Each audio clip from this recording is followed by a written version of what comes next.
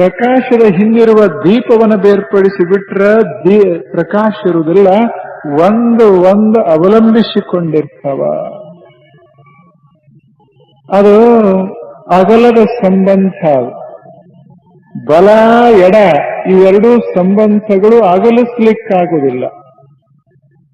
ಒಂದು ಇರಬೇಕಾದ್ರೆ ಇನ್ನೊಂದು ಇರಬೇಕಾಗ್ತದೆ. ಎರಡು ಕೂಡ ಇರ್ತಾವಲ್ಲ, ಇಂಥ ಸಂಬಂಧಕ್ಕೆ ಶಾಶ್ವತ ಸಂಬಂಧ, ಅಗಲಲಿಕ್ಕೆ ಆಗದ ಸಂಬಂಧ ಅಂತೆ.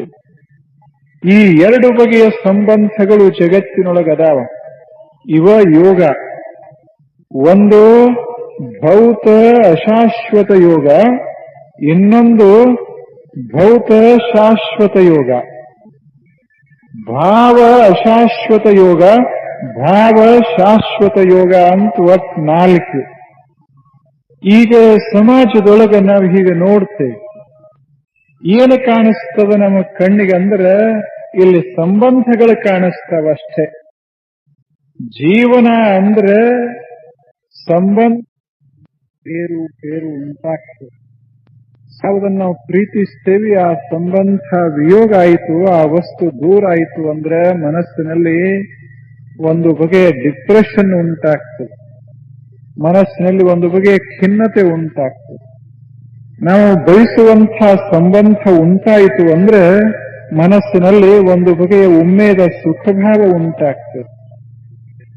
ಸುಖಭಾವ ಉಂಟಾಗೋದಕ್ಕೆ, ಖಿನ್ನತೆ ಉಂಟಾಗೋದಕ್ಕೆ ಕಾರಣ ಏನು ಅಂದ್ರೆ ಈ ಸಂಬಂಧಗಳ ಯೋಗ ವಿಯೋಗ. ಜಗತ್ತಿನಲ್ಲಿ ಬದುಕೋ ತಕ ಈ ಸಂಬಂಧಗಳನ್ನು ತಪ್ಪಿಸ್ಲಿಕ್ಕಾಗೋದಿಲ್ಲ. ಮನೆಯೊಳಗಿದ್ದರೂ ಸಂಬಂಧಗಳು ಇರಬೇಕಾಗ್ತದೆ, ಹೊರಗೆ ಬಂದಾಗಲೂ ಸಹಿತ ಸಂಬಂಧಗಳು ಇರಬೇಕಾಗ್ತದೆ. ಎಲ್ಲಿ ಹೋಗ್ತೇವೆ ಅಲ್ಲೆಲ್ಲ ಸಂಬಂಧಗಳು ನಿರ್ಮಾಣ ಹೊಂದ್ತಾ ಇರ್ತಾವ. ವ್ಯಕ್ತಿಗಳಿದ್ದಾಗ ವ್ಯಕ್ತಿಯ ಸಂಬಂಧ, ವಸ್ತುಗಳಿದ್ದಾಗ ವಸ್ತುಗಳ ಸಂಬಂಧ. ವ್ಯಕ್ತಿಗಳು ನಮ್ಮ ಮೇಲೆ ಎಷ್ಟು ಪ್ರಭಾವ ಬೀರ್ತಾರೆ ಅಷ್ಟೇ ವಸ್ತುಗಳು ಸಹಿತ ನಮ್ಮ ಮೇಲೆ ಪ್ರಭಾವ ಬೀರ್ತಾ ಇರ್ತಾವೆ. ಎಷ್ಟು ಪ್ರಭಾವ ಬೀರ್ತಾರೆ ಅಷ್ಟೇ ವಸ್ತುಗಳು ಸಹಿತ ನಮ್ಮ ಮೇಲೆ ಪ್ರಭಾವ ಬೀರ್ತಾ ಇರ್ತಾವ. ಜಡ ಇರಬಹುದು ವಸ್ತು, ಆದರೆ ಜಡವಸ್ತು ಕೂಡ ಮನುಷ್ಯನ ಮನಸ್ಸಿನ ಮೇಲೆ ಅದ್ಭುತ ಪ್ರಭಾವ ಬೀರ್ತಾ ಇರ್ತದೆ. ಅನೇಕ ಘಟನೆಗಳನ್ನು ನಾವು ನೋಡ್ತೀವಿ. ಅಂಥ ಘಟನೆಗಳನ್ನು ವ್ಯಕ್ತಿಯ ಮೇಲೆ ಪ್ರಭಾವ ಬೀರೋದು ಬಹಳ ದೊಡ್ಡ ಮಾತಲ್ಲ. ಆದರೆ ಸಾಮಾನ್ಯ ವಸ್ತುಗಳು ಮನುಷ್ಯನ ಮೇಲೇನು ಪ್ರಭಾವ ಬೀರ್ತಾವಲ್ಲ, ಇದು ಬಹಳ ಆಶ್ಚರ್ಯ. ಒಂದು ಸಲ ರಾತ್ರಿ ಕಾಲ ಒಂದು ದೊಡ್ಡ ಮನೆಯೊಳಗೆ ಮನೆಯ ಮಾಲೀಕ, ಬಹಳ ಶ್ರೀಮಂತ ಮಾಲೀಕ ಮಲಗಿದಾನೆ. ರಾತ್ರಿ 10, 11, 12 ಗಂಟೆ ಸಮಯ, ಹಿಂದಿನ ಕಾಲ. ಮನೆ ಮಾಲೀಕ ಒಂದು ನಾಯಿಯನ್ನ ಸಾಕಿದ್ದ. ನಾಯಿ ಹೊರಗಿತ್ತು, ಕುಳಿತುಕೊಂಡಿತ್ತು.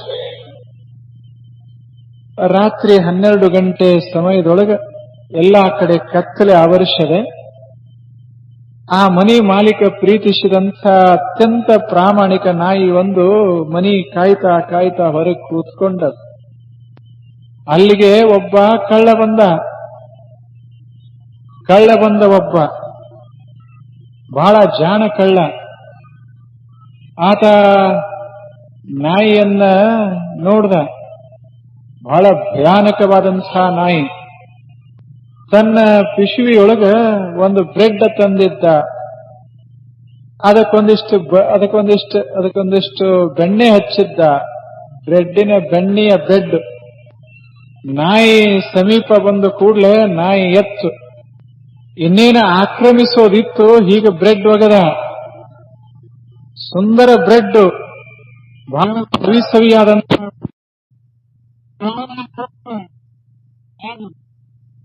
ಎಂಥವರನ್ನಾದರೂ ಸಹಿತ ಕೊಟ್ಟು ಸುಮ್ಮನಾಗಿಸೋದು ಸಾಧ್ಯದ ಅಂತ ಕಳ್ಳನಿಗೆ ಗೊತ್ತಿತ್ತು. ಅವ ಬಹಳ ಜಾಣ ಕಳ್ಳ.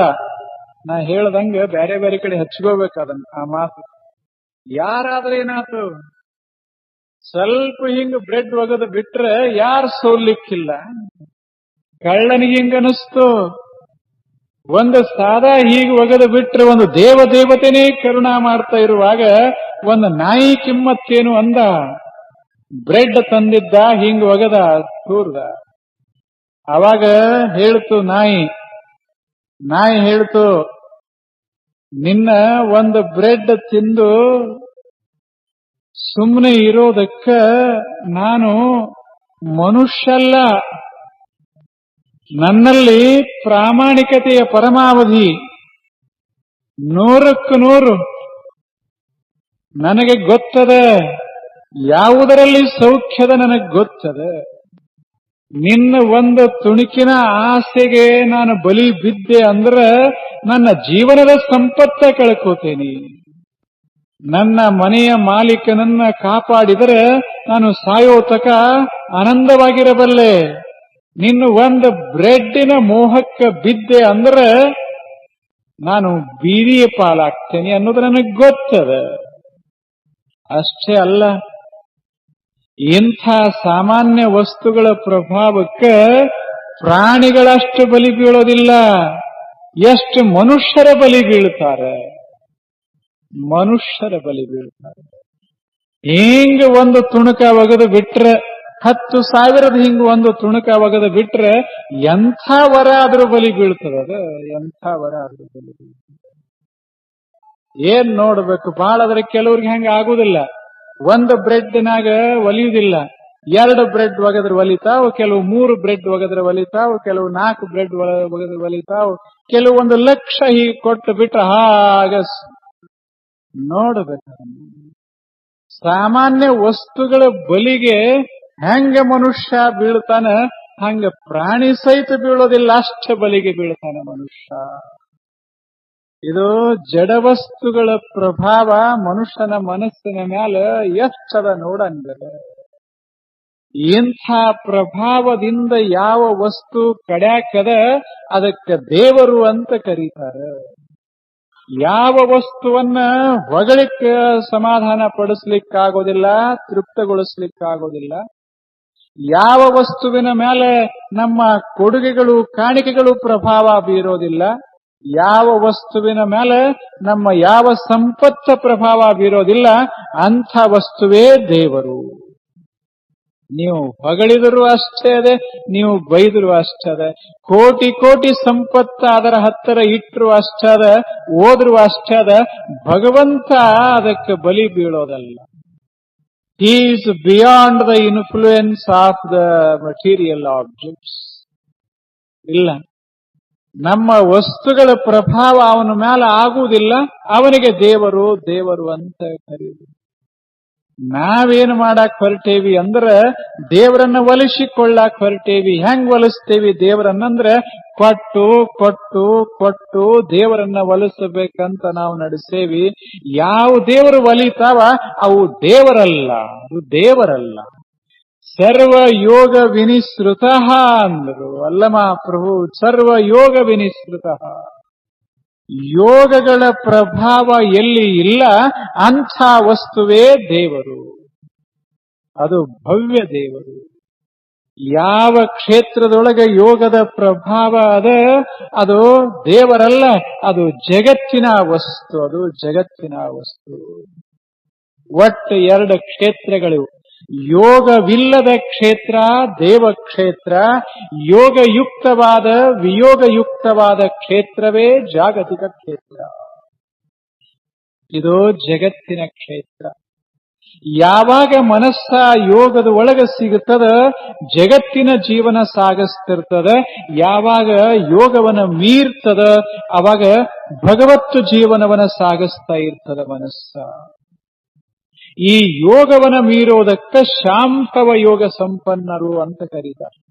ಯೋಗ ಮೀರಬೇಕಾಗ್ತದೆ, ಯೋಗ ಮೀರಬೇಕಾಗ್ತದೆ. ಇದೊಂದು ವಸ್ತು, ಇದೊಂದು ವಸ್ತು. ಈ ವಸ್ತುವನ್ನ ನಾನು ನೋಡ್ತೇನೆ, ವಸ್ತುವನ್ನ ನೋಡ್ತೇನೆ.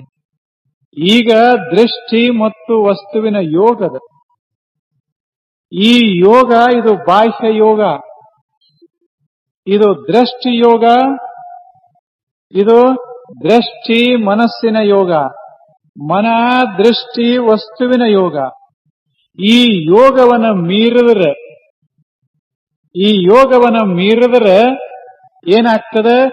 ಹೊಸ ಕ್ಷೇತ್ರ ಪ್ರವೇಶಿಸ್ತೇವೆ, ಅಂತರಂಗದ ಕ್ಷೇತ್ರ ಪ್ರವೇಶಿಸ್ತೇವೆ. ಆ ಬಳಿಕ ಇದೇ ವಸ್ತುವನ್ನ, ಬಾಹ್ಯದೊಳಗಿರುವ ಇದೇ ವಸ್ತುವನ್ನ ನಮ್ಮ ಹೃದಯದಲ್ಲಿ ಇಟ್ಟು ಅದನ್ನ ಆರಾಧನಾ ಮಾಡಲಿಕ್ಕೆ ಪ್ರಾರಂಭ ಮಾಡ್ತೇವೆ. ಅಲ್ಲಿ ಅಂತರಂಗದ ಯೋಗ ಶುರುವಾಗ್ತದೆ. ಇದು ದೃಷ್ಟಿ ಯೋಗ, ಅದು ಭಾವಯೋಗ. ಭಾವಯೋಗ ಇರೋವರೆಗೆ ಶಾಂಭವಿ ಅಲ್ಲ, ಇದು ದೃಷ್ಟಿ ಯೋಗ. ಅಂತರಂಗದಲ್ಲಿ ಹೋದರೆ ಪ್ರಾಣಯೋಗ. ಪ್ರಾಣಯೋಗವನ್ನು ನಾವು ಮೀರ್ದೇವಿ ಅಂದ್ರೆ, ಹೃದಯವ ಕ್ಷೇತ್ರವನ್ನ ಮೀರ್ದೇವಿ ಅಂದ್ರೆ, ಮಸ್ತಿಷ್ಕ ಕ್ಷೇತ್ರಕ್ಕೆ ಮನುಷ್ಯ ಏರ್ದ ಅಂದ್ರೆ ಅಲ್ಲಿಗೆ ಆತ ಭಾವಕ್ಷೇತ್ರವನ್ನ ಪ್ರವೇಶಿಸ್ತಾನ. ಅಲ್ಲಿ ಸಂಬಂಧದ, ಆದ್ರೆ ಬಹಳ ಸೂಕ್ಷ್ಮ ಸಂಬಂಧ. ಹೊರಗೆ ಸಂಬಂಧ ಮೀರಿದಾಗ ಒಂದು ಯೋಗ, ಒಳಗೆ ಸಂಬಂಧ ಮೀರಿದಾಗ ಇನ್ನೊಂದು ಯೋಗ. ಆ ಬಳಿಕ ಏನೊಂದು ಸೂಕ್ಷ್ಮ ಸಂಬಂಧ ಅಹಂ ಯುಕ್ತ ಉಳಿತದ, ಆ ಸಂಬಂಧವನ್ನ ತೆಗೆದು ಹಾಕಿ ಬಿಟ್ರೆ ಅದು ಮೂರನೆಯ ಯೋಗ. ಈ ಮೂರು ಯೋಗ ಮೀರಿದ ಬಳಿಕ ಏನು ಇರ್ತದ ಅದು ಶಾಂಭವ ಯೋಗ. ಅದು ಶಾಂಭವ ಯೋಗ. ನೋಡಬೇಕು. ದೃಷ್ಟಾಂತ ಹೇಳ್ತೀನಿ. ನಾನು ಒಂದು ವಸ್ತು ನೋಡಿದೆ, ಒಂದು ಸಂಗೀತ ಕೇಳಿದೆ, ಸಂಗೀತದೊಳಗೆ ಮಗ್ನಾದೆ ಅಂದ್ರೆ ಇದಕ್ಕೇನಂತಾರ? ಸಂಗೀತ ಯೋಗ, ಶಬ್ದ ಯೋಗ, ಧ್ವನಿ ಯೋಗ ಅಂತ, ನಾದ ಯೋಗ. ಅದ ನಾದ ಶಾಂತ ಆಗ್ತದೆ, ಹೊರಗಿನ ಸಂಗೀತ ಶಾಂತ ಆಗ್ತದೆ. ಆ ಬಳಿಕ ಮನಸ್ಸಿನಲ್ಲಿ ತರಂಗಿತವಾಗ್ತದೆ ಸಂಗೀತ. ಮನಸ್ಸಿನೊಳಗಿರುವಂತಹ ಸ್ಪಂದನೆಯನ್ನ ನಾವು ಅನುಭವಿಸ್ತಾ ಸ್ಪಂದನೆಯೊಳಗೆ ಬೆರೆತು ಹೋದರೆ ಇದು ಎರಡನೆಯ ಯೋಗ. ಈ ಸ್ಪಂದನೆಗಳೆಲ್ಲ ಮರೆಯಾದ ನಂತರ ಮನಸ್ಸಿನಲ್ಲಿ ಒಂದು ಬಗೆಯ ಸಂತೋಷ ತುಂಬಿಕೊಳ್ಳುತ್ತದೆ.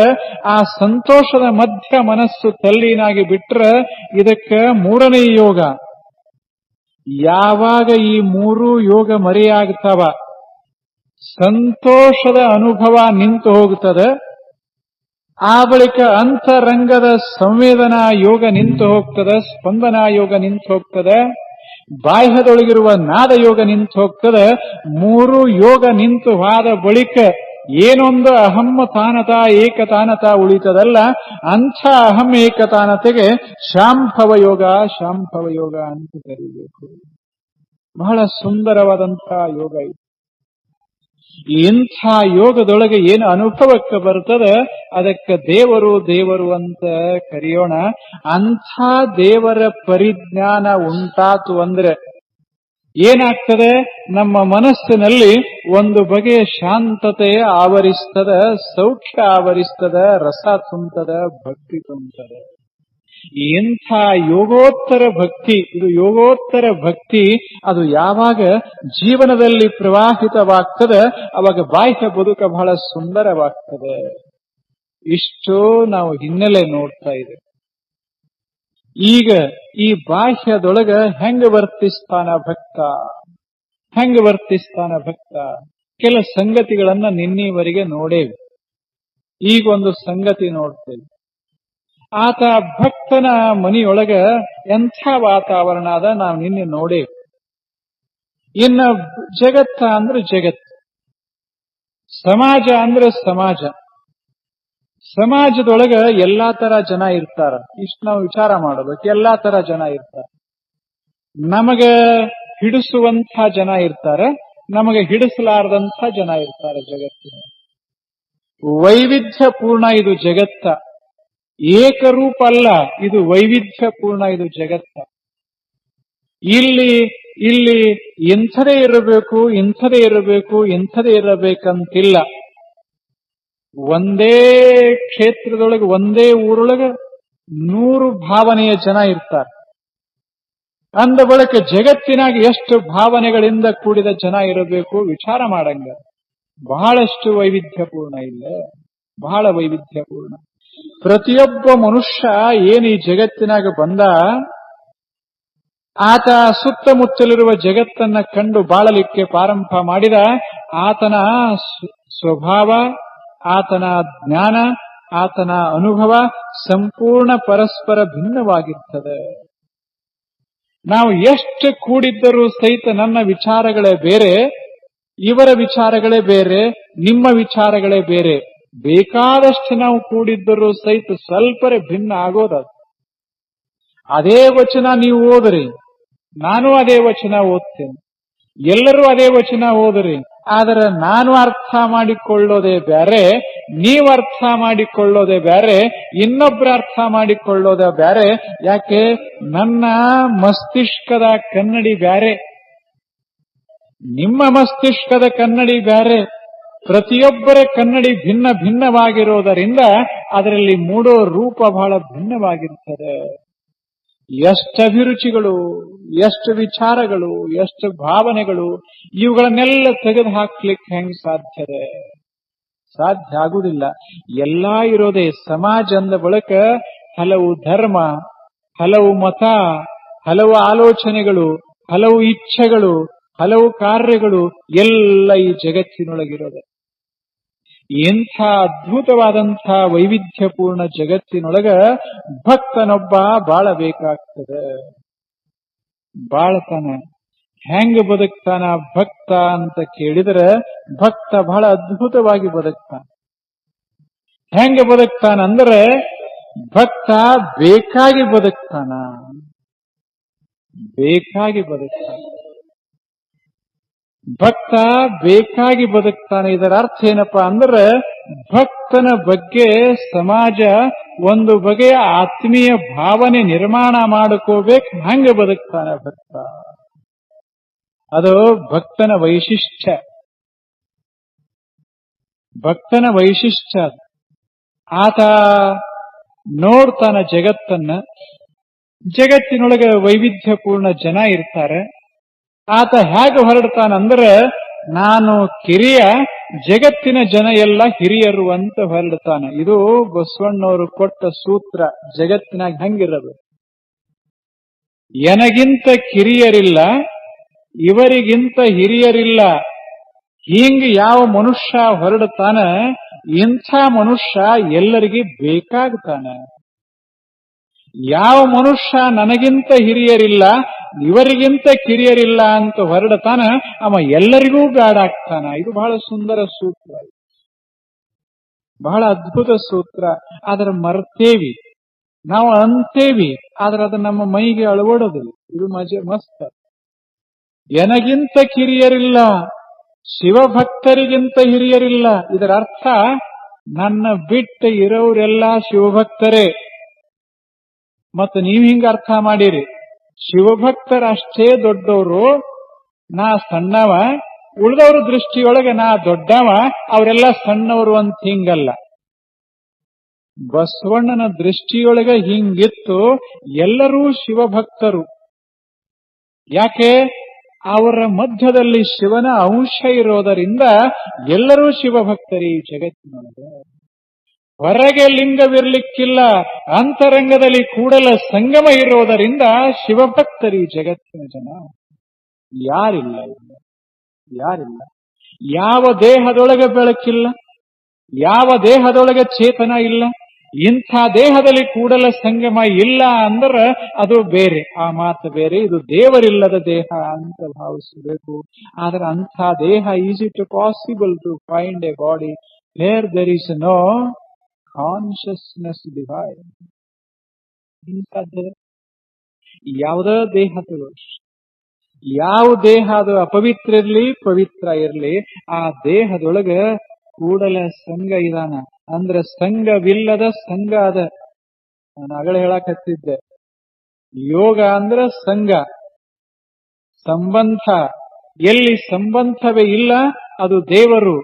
ಇಲ್ಲಿ ದೇವರು ಹೆಂಗ ಸಂಬಂಧವಿಲ್ಲದಂತ ರೀತಿಯೊಳಗೆ ಸಂಬಂಧಗೊಂಡಿರುವಂತ ದೇವರು ಕೂಡಲ ಸಂಗಮ.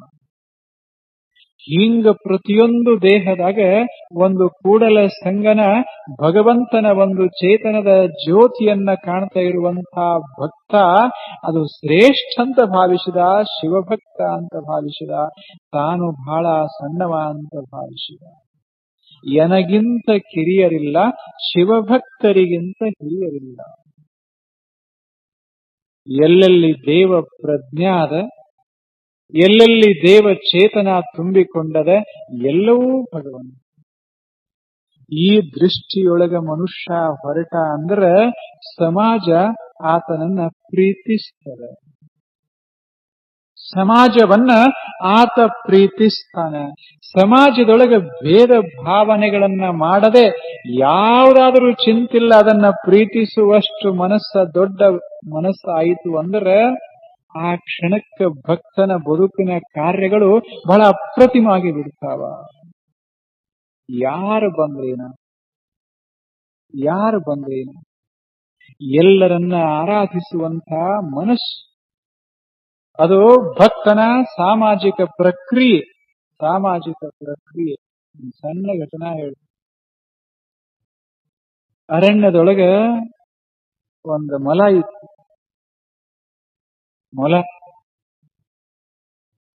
ಮೊಲ ನಿಮಗ್ ಗೊತ್ತದ, ಬಹಳ ಮೃದು ಮಧುರ ದೇಹ, ಎಂಥ ಸುಂದರ ರೂಪ.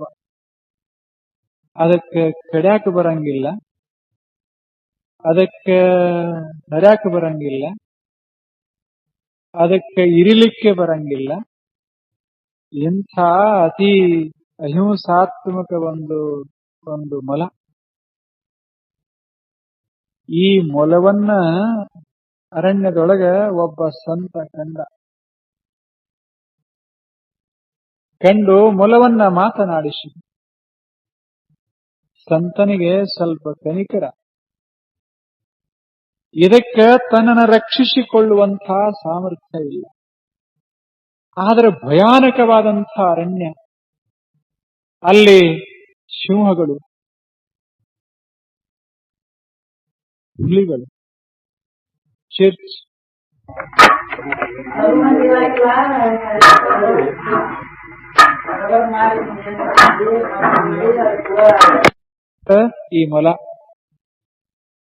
ಈ ಮೊಲ ಚಿಕ್ಕ ಮೊಲ, ಒಂದು ಸಣ್ಣ ಮೊಲ. ಸಂತ ಹೀಗೆ ಬರ್ತಾ ಇರುವಾಗಲೇ ಈ ಮೊಲದ ತಾಯಿಯನ್ನ ಒಂದು ತೋಳ ಹಿಡಿತು. ಬಹಳ ಪುಟ್ಟ ಮೊಲ ತೋಳ ಹಿಡಿತು. ಮೊಲ ಓಡಿ ಬಂದು, ಚಿಕ್ಕ ಮೊಲ ಓಡಿ ಬಂದು ತನ್ನ ಕುಟೀರದೊಳಗ ತನ್ನ ಹೊದರಿನಲ್ಲಿ ಕೂತ್ಕೊಂಡಿತ್ತು. ನಡಗುತ್ತಾ ಇತ್ತು ಮೊಲ. ತಾಯಿ ಮೊಲವನ್ನ ಅದು ತಿಂದ ಹಾಕ್ತು, ಓತು. ಅವಾಗ ಸಂತನಿಗೆ ಮನಸ್ಸು ಕರಗಿತು. ಸಂತ ಬಹಳ ಸಿದ್ಧಿ ಪುರುಷ. ಆತ ಪಶುವಿನ ಹತ್ತಿರ ಬಂದ, ಮೊಲದ ಹತ್ತಿರ ಬಂದ, ಮೊಲವನ್ನ ಮಾತನಾಡಿಸಿ. ಬಹಳ ದುಃಖ ಆಗಿರಬೇಕಲ್ಲ ಅಂದ. ಮರಿ ಮೊಲ ಹೇಳ್ತು, ಹೌದು ದುಃಖ ಆಗಿದೆ, ಆದ್ರೆ ಏನ್ ಮಾಡೋದು, ಅದು ನಮ್ಮ ಜೀವನ ಅಂತು ಮೊಲ. ಅವಾಗ ಸಂತ ಹೇಳ್ದ, ಹೇಳು, ನೀನು ನಿನ್ನನ್ನು ರಕ್ಷಿಸಿಕೊಳ್ಳಿಕ್ಕೆ ಅಸಮರ್ಥ. ಇಷ್ಟೆಲ್ಲ ಪ್ರಾಣಿಗಳು ಈ ವನದೊಳಗೆ, ಇಂಥ ಭಯಾನಕ ಕ್ರೂರ ಪ್ರಾಣಿಗಳ ಮಧ್ಯ ಇಲ್ಲಿ ಬದುಕೋದಕ್ಕಿಂತ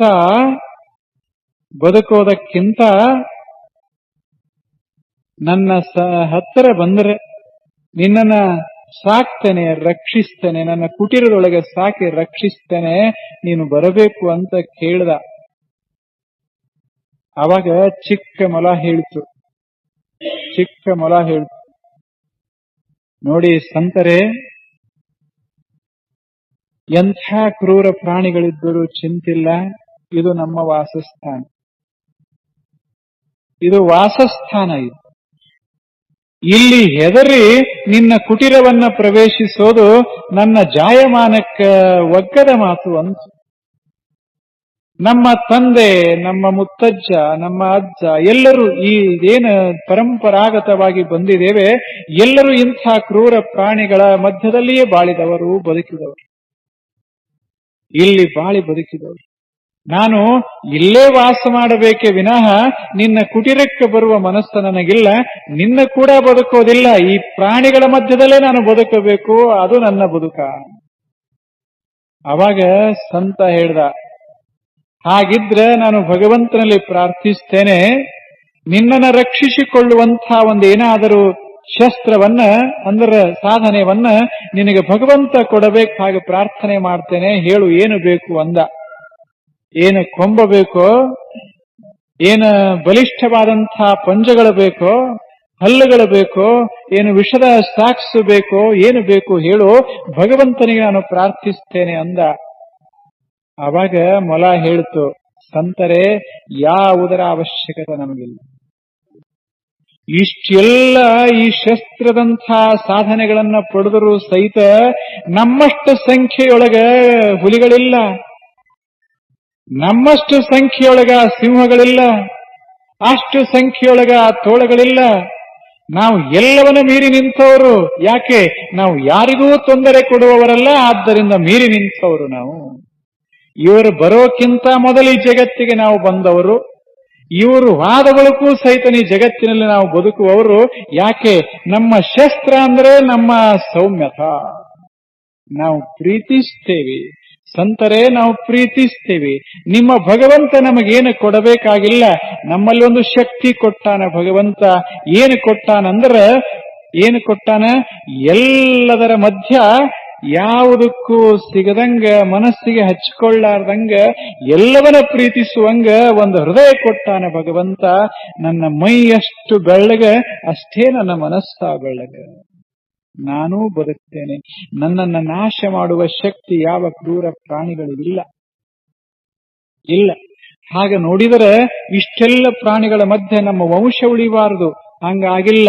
ನಾವು ಉಳಿದೇವಿ, ಇನ್ನೂ ಉಳಿದೇವಿ. ನಮ್ಮ ತಾಯಿ ಸತ್ತಿರಬಹುದು, ನಾವು 10 ಜನ ಮಕ್ಕಳು ಬದುಕ್ತೇವಿ ಅಂತೂ.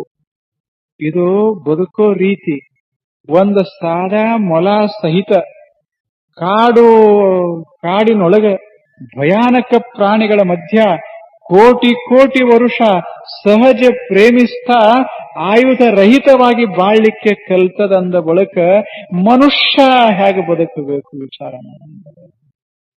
ಭಕ್ತ ಹೆಂಗಿರಬೇಕಂದ್ರೆ, ಕ್ರಿಸ್ತ ಒಂದು ಮಾತು ಹೇಳ್ತಾನೆ, ಭಕ್ತ ಹೆಂಗಿರಬೇಕಂದ್ರೆ just like a sheep in the midst of ವೂಲ್ಸ್.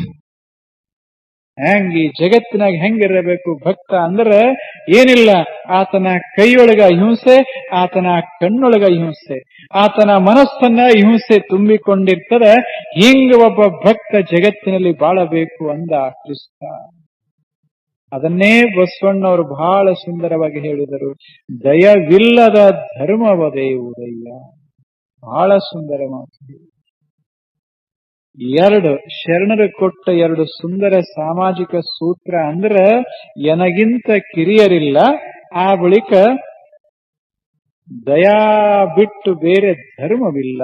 ಇವು 2 ಸುಂದರ ಸಾಮಾಜಿಕ ಸೂತ್ರಗಳು, ಬಹಳ ಅದ್ಭುತ ಸೂತ್ರಗಳು. 2 ನಾವು ಹೆಂಗ್ ಹೊರಡಬೇಕು ಜಗತ್ತಿನಾಗಂದ್ರೆ, ಎಲ್ಲರೂ ಇರಬೇಕು. ನಮಗೆ ಬೇಡಾದವರು ಇರಬೇಕು, ನಮಗೆ ಬೇಕಾದವರು ಇರಬೇಕು. ಹೆಂಗ ನಾವಿರಬೇಕು ಅಂದ್ರೆ, ನಾವು ಮಾತ್ರ ಎಲ್ಲರಿಗೂ ಹಿಡಿಸುವಂಗ ನಾವು ಬಾಳಬೇಕು, ಬದುಕಬೇಕು. ಹಾಗಿರಬೇಕು ಮನುಷ್ಯ. ಯಾರನ್ನ ನಾವು ಬರಮಾಡಿಕೊಂಡ್ರು ಅವೊಬ್ಬ ನಮ್ಮ ಅತಿಥಿ ಅಂತ ಭಾವ ತಾಳಿರಬೇಕು. ಜಗತ್ತಿನೊಳಗೆ ನಮ್ಮಲ್ಲಿ ಏನಾದರೂ ಒಂದು ಶಕ್ತಿ ಸಾಮರ್ಥ್ಯ ಇತ್ತು ಅಂದ್ರೆ, ಏನೇ ಇರ್ಲಿ, ಒಂದು ಬುದ್ಧಿ ಅಂತಿರ್ಲಿ, ಮಾತಂತಿರ್ಲಿ, ನಮ್ಮಲ್ಲಿ ಏನಾದ್ರೂ ಒಂದು ಹಣ ಇರ್ಲಿ, ನಮ್ಮಲ್ಲಿ ಒಂದು ತುತ್ತ ಅನ್ನ ಇರ್ಲಿ, ಏನದ ಅದನ್ನ ಸ್ವಲ್ಪ ಸುತ್ತಮುತ್ತಲಿನವರಿಗೆ ಒಂದು ತುತ್ತ ಕೊಟ್ಟು ತಿನ್ನುವಂತಹ ಹೃದಯವಂತಿಕೆ ಬಂತು ಅಂದ್ರೆ, ಇದಕ್ಕಿಂತ ದೊಡ್ಡ ಧರ್ಮ ಯಾವುದು? ಹಂಗ ಸಂತ ಬಾಳ